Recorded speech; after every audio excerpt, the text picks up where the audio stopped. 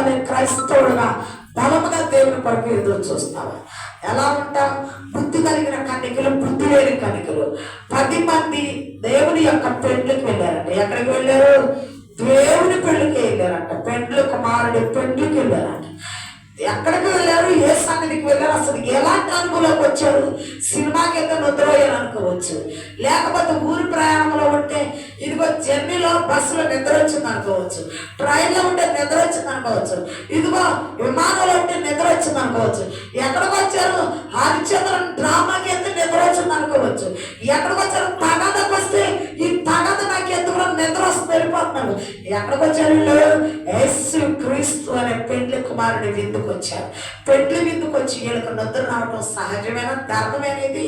ఎన్ని సంవత్సరాలు వాక్యం బోధిస్తే ఆయన రాకడికి 5గురైనా సిద్ధపడేది. ఆ మిగతా 5గురు విడవబడాలా? ఇదే భక్తి నేర్చుకుంటావా? ఒకసారి నిన్ను నువ్వు ప్రశ్న వేసుకుంది. అర్ధరాత్రి వేళ 2వ జాములో ఆయన రాకడ సూచన. మొదటి ప్రార్థన, ఉపవాస ప్రార్థన, కరువు కోసం ప్రార్థన, పిల్లల కోసం ప్రార్థన, భక్తి, ఇదిగో పశ్చాత్తాపడేలాగా భక్తి, వెలుగునలిగిన హృదయం భక్తి, ఇదిగో మెరుగుండి భక్తి, దేవుని అనుభవాలు. ఏ సంఘం యొక్క అనుభవం ఆ సంఘం యొక్క క్రీస్తు సంఘం యొక్క అనుభవాల భక్తి కనపడుతుంది.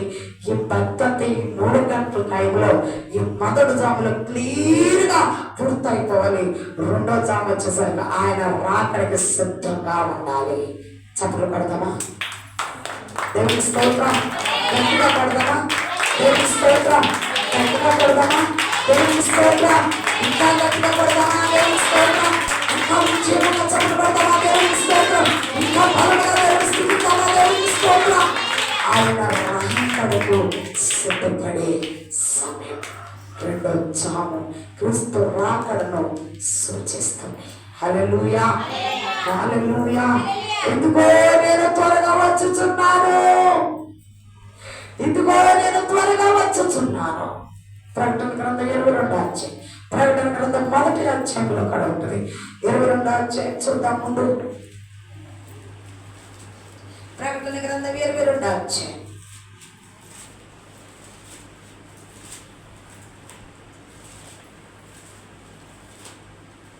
చదవాలి. ప్రకటన గ్రంథం 22వ అధ్యాయము 7వ వచనం. ఇదిగో నేను త్వరగా వచ్చుచున్నాను. ఈ గ్రంథములోని ప్రవచన వాక్యముల కైకొనివాడు ధన్యుడు. దేవునికి స్తోత్రం. హల్లెలూయా. ఈ గ్రంథముల ప్రవచన వాక్యములు అప్పుడు వరకు యోవేలు ప్రార్థన చేయమన్నాడు. అప్పుడు వరకు యిర్మీయా ప్రవక్త చెప్పాడు, యోవేలు చెప్పాడు, ఏలీయా చెప్పాడు, ఎలీషా చెప్పాడు. అప్పుడు వరకు మోషే నడిపించాడు. అప్పుడు వరకు ఎంతో మంది భక్తులు బోధిస్తూ మొదటి జాముల స్వార్థను బలంగా బోధించారు. 10 గంటలు దాటితే ఉంటున్నారా ప్రార్థనలో?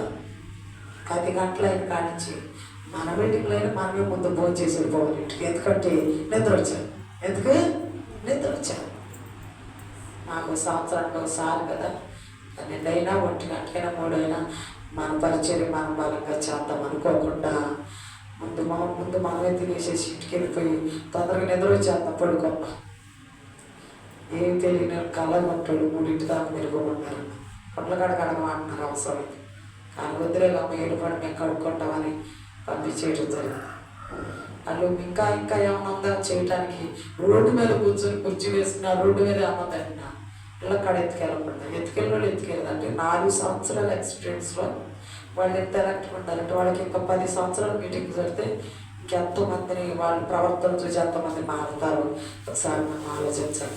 మనం ఉన్నాం 4 సంవత్సరాలు చాలా బాగుంది. మనం అక్కడ బాగా మనం చూసినట్టుగా పెద్ద సీనియర్టీ సంఘాలు కూడా మనం మెచ్చుకున్నాం. కానీ మొదటి వారు మళ్ళీ ఏమయ్యారు? కడపటికి వెళ్ళారు. కడపటి వారు అట్లా ఉంటుందండి. ఆయన ఇప్పుడు బోరుగుతాడు, అర్ధరేతులు కూడా. మొదటి జామంతా ప్రార్థన చేసి విసుకొచ్చి గక్కుమని పడుకున్నామంటే నీ దేవు మారిపోద్ది. ఆయన పెండ్లి కుమారుడు 2వ జాములు అర్ధరేతులు వల్ల బోర శబ్దం పడుతుంది. నీ దివిటిలో ఏముండదు? నూనె ఉండకపోయేసరికి ఆ దివిటిలో నూనె దివిటి ఆరిపోవటం వలన ఇదిగో తలుపు వేయబడుతున్న ఎవరు నాకు తెలియదు అని తెలియస్తుంది. రెండవ ఉత్సవం ఇక్కడ కనపడుతుంది. దేవునికి స్తోత్రం. అర్ధరాత్రి వేళ పెండ్లి కుమారుడి పిలుపు వినపడుతుంది, బోర శబ్దం వినపడుతుంది.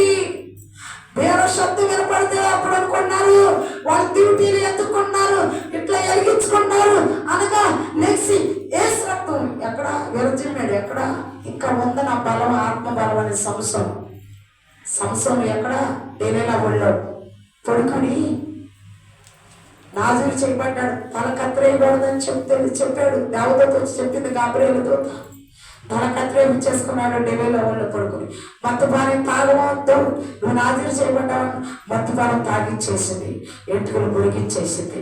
ఇప్పుడు ఈ బుద్ధి లేని కనికలు కమకమలేసి అప్పుడు ఏసు రక్తం చేయి వచ్చేసారా అని లేచి వెళ్దాం అనుకునేసరికి వాళ్ళ దగ్గర దివిటీలో నూనె లేదు. సంసద దగ్గర కూడా ఇదిగో సంసను పిలిషిలో చేస్తున్నారండి. డెలీలో పెద్ద కాకేసేసరికి బెరజిమ్ముకున్నాడు, లేచి ఇప్పుడు ఆనబోయాడు. లేదు తీరా చూస్తే ఎంటుకలు లేవు. దేవుని బలము, దేవుని ఆత్మ పోయింది. అంటే నువ్వేమనుకుంటా, నేనేమని అనుకుంటున్నానంటే అన్ని కరెక్ట్గానే చేస్తున్నాను, బాగానే ఉంది కదా. ప్రతి 6 గంటలకే ప్రార్థన చేస్తున్నాను, సంఘం ఎప్పుడు అవకాశం ఉంటే అప్పుడే ఉంటున్నట్ట, అన్ని బాగానే చేస్తున్నారు. కానీ కూడా నేను ఏదో గొప్ప చేసి దేవుని సన్నిధి కంటే నేను ఎక్కడ వెనకాడడం లేదు. నిజంగా చాలా మంచి అలవాట్లు ఇవన్నీ. మరి ఏమైంది? నా నూనె ఏమైంది? ఎక్కడికి వెళ్ళిపోయింది? ఇదిగో మీకు ఇచ్చిన ఆత్మవరాలను సాతాను దొంగిలించకుండా చూసుకోండి. ఎప్పుడు ఎత్తుకెళ్ళిపోయింది సాతాన్ని దగ్గర నుంచి? ఆ శక్తిని ఎత్తుకుపోయింది, ఆత్మని ఎత్తుకుపోయింది, ప్రేమను ఎత్తుకుపోయింది. ఎవరైనా పక్కోళ్ళని తోడుకోవడం ఒక మాట గొయ్యి మంట వేసిపోతున్నాం. ప్రేమను ఎత్తుకుపోయింది, ఆత్మను ఎత్తుకుపోయింది, ఆ శక్తిని ఎత్తుకుపోయింది. ఎందాలే గుడికి 4 పాటలైనా కానీ ఎవరైనా ఆ శక్తిని ఎత్తుకెళ్ళిపోయింది సాతాను. చేద్దాంలే,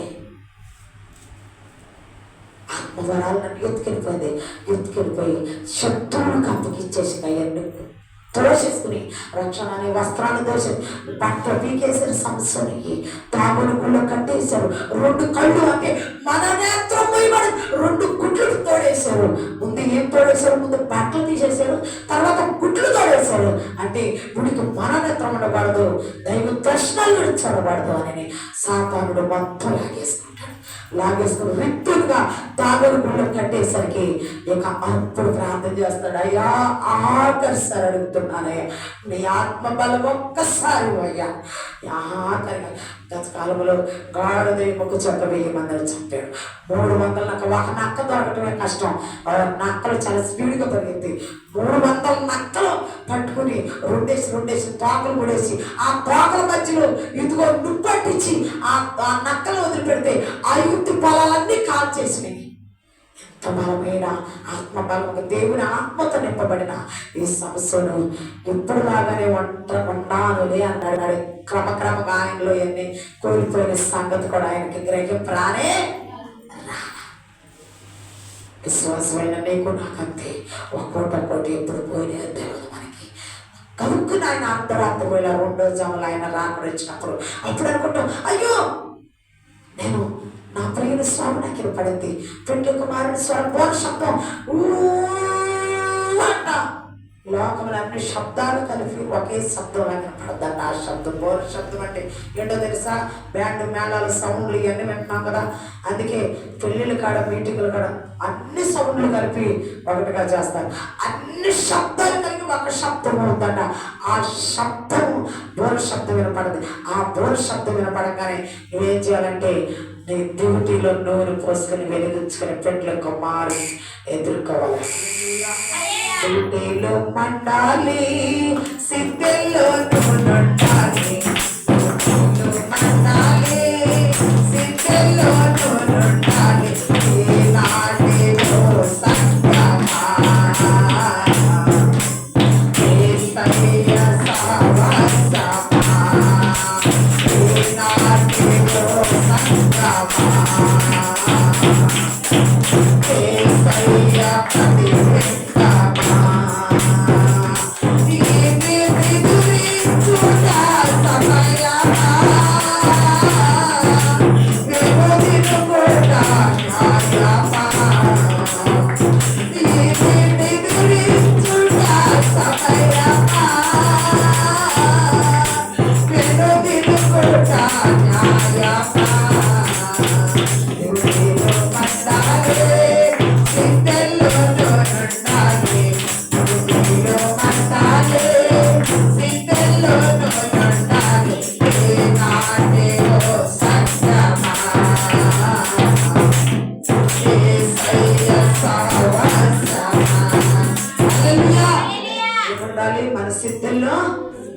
ఉండాలి.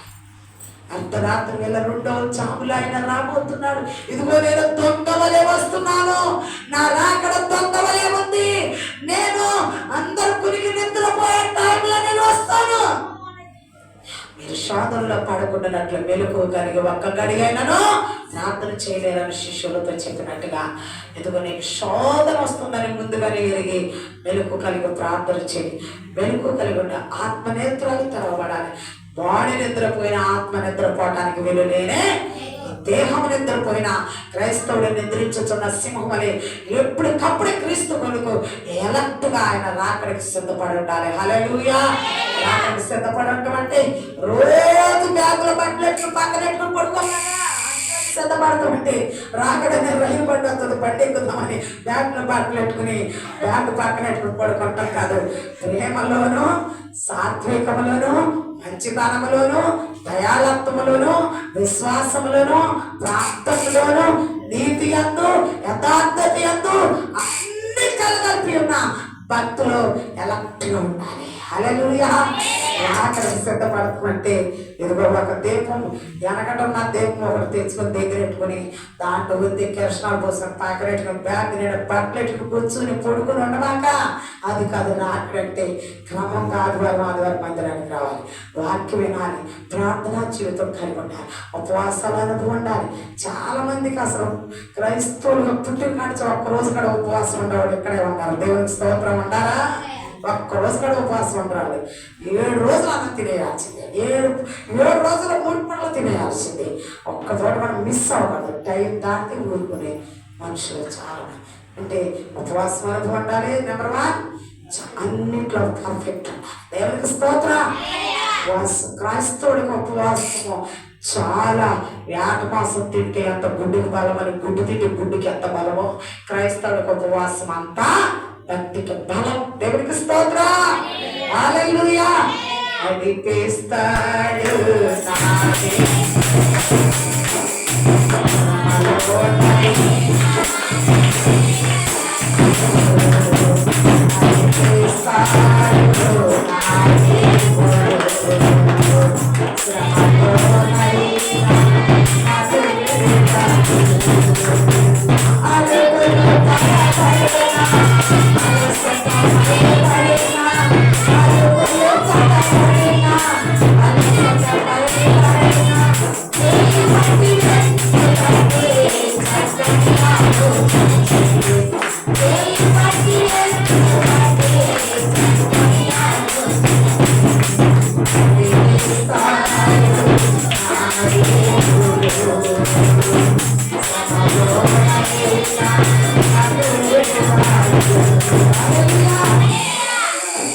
విశ్వాసకి చాలా శక్తినిస్తుంది. శరీరానికి ఆహారం శక్తినిస్తుందని ఎలా అనుకుంటున్నావు? ఉపవాసం శక్తినిస్తుంది. హల్లెలూయా. ఆత్మ వర్ధిల్లాలంటే క్రైస్తవుడికి ఉపవాసం అలవాటు అవ్వాలి. హల్లెలూయా. ఉపవాసం ఉండకుండా నువ్వు క్రైస్తవుడు అని చెప్పుకుంటే అక్కడ 7 ఏళ్ళ విందులో నిన్ను ఉపవాసం పెడతాడు దేవుడు. అక్కడ ఉండే 7 ఏళ్ళు విందు, రోజు క్రొమ్మిలు విందే. రోజు విడవబడిన వారికి 7 ఏళ్ళు శ్రమలు, ఎత్తబడిన వారికి 7 ఏళ్ళు విందు. ఆ 7 ఏళ్ళ విందులో ఇప్పుడు మేము మాంసం తినము, ఇప్పుడు మేము ఈ రోజున ఉపవాసం, ఆ రోజున ఉపవాసం అన్నా చూడు. మీ ముందు మేము హాయిగా బిర్యానీలు తింటూ ఉంటాం. మీరు అక్కడేమో ఉపవాసం అక్కడ పెడతాడా? ఆ దినాలు పూర్తి చేపిస్తాడు అక్కడ. దేవునికి స్తోత్రం. ఆయన పట్టుకుని నిన్ను మరి ఇక్కడ తీపి తిన్నావేమో అక్కడ చేతి తెప్పిస్తాడు, ఇక్కడ చేతి తిన్నావు అక్కడ తీపి తెప్పిస్తాడు. హల్లెలూయా. హల్లెలూయా. మరువని దేవుడు, మారని దేవుడు.